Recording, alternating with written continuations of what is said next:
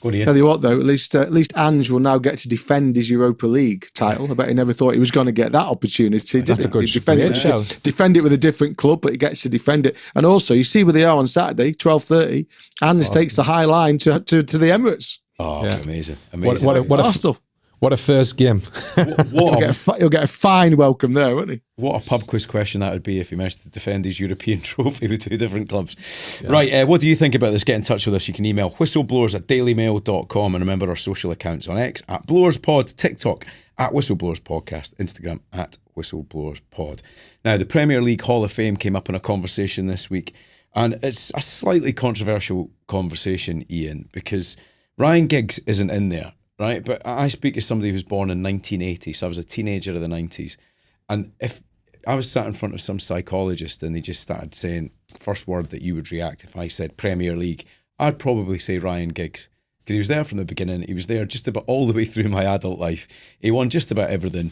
Consistent performer, stayed incredibly fit, delivered at the highest standard all the way through his career.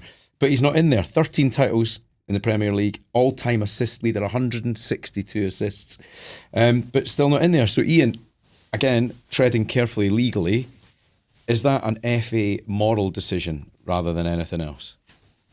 Well, Premier League, obviously, rather than the FA. But let's deal with the first bit.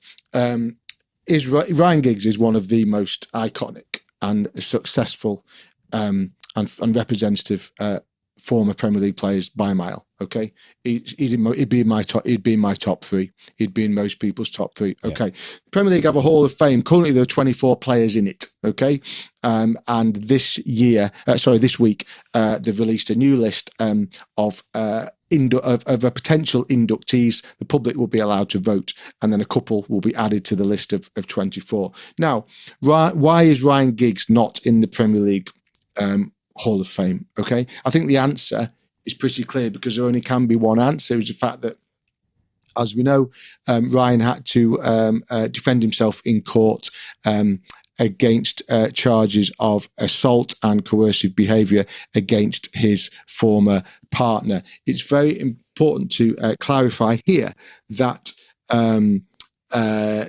jury failed to return a verdict in the case. And it was then sent for retrial, and that retrial never happened because the lady involved in the case decided that she couldn't face giving evidence again. So there is absolutely no criminal record hanging over Ryan Giggs. But it is clear that this is the reason why the Premier League have turned their back on him. I think the question that people ask is whether that's right. And I've been thinking about this for a long time, because Ryan should have been in, all things being equal, Ryan would have been in the first batch of inductees 3 or 4 or 5 years ago. Okay, so this subject has been around for a while. It's clear he's not going to get in there. And what I would say, I suppose, and what we need to talk about is whether it's right that the Premier League acts essentially as judge and jury in this matter, and if they have decided to act as judge and jury, why they haven't decided to do so when you look at 3 or 4 other names who are already in that Hall of Fame. And I'll read them out to you. I think it's only fair. Tony Adams spent 57 days in prison after crashing his car into a wall whilst 4 times over the limit for drink driving in 1990.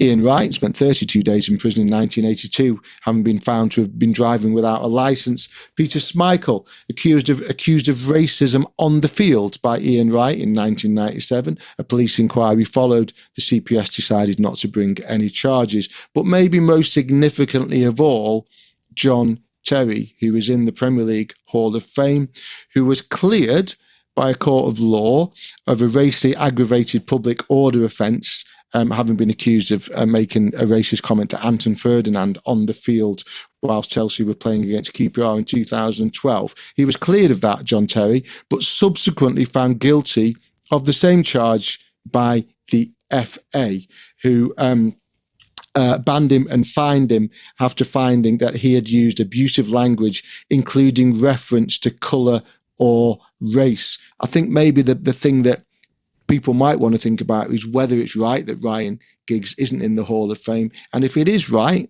then is it therefore right that some of the others who've passed through the gates before him should have had the invite? Do you know what makes it stand out for me is when you see the other Manchester United players that have been nominated in the past, right? So Vidic, Neville, Evra, Sheringham, Carrick, Van der Sar and Michael Owen.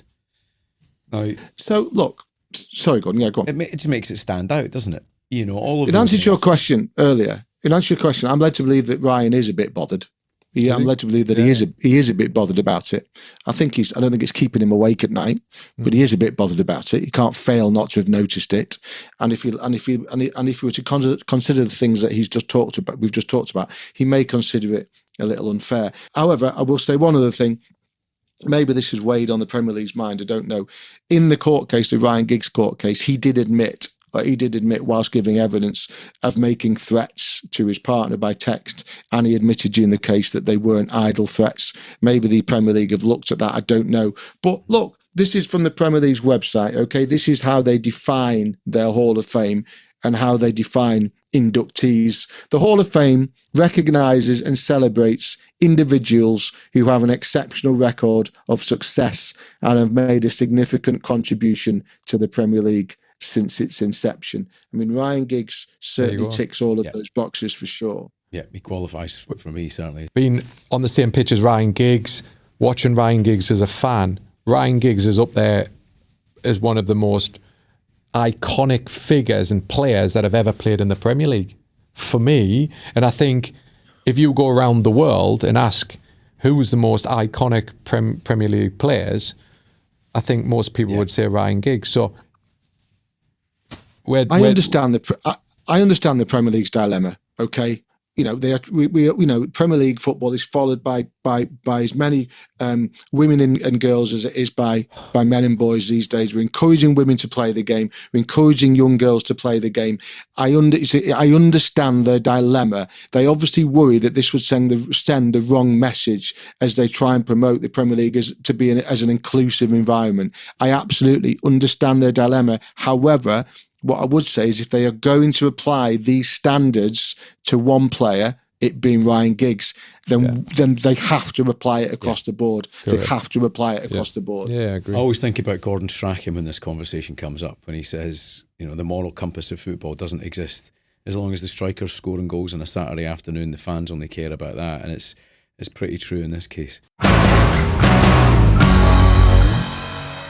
Thank you very much for watching Whistleblowers. Please subscribe to our YouTube channel. Remember, episodes every Thursday and Tuesday. And on a Sunday, you'll get our clip of the week.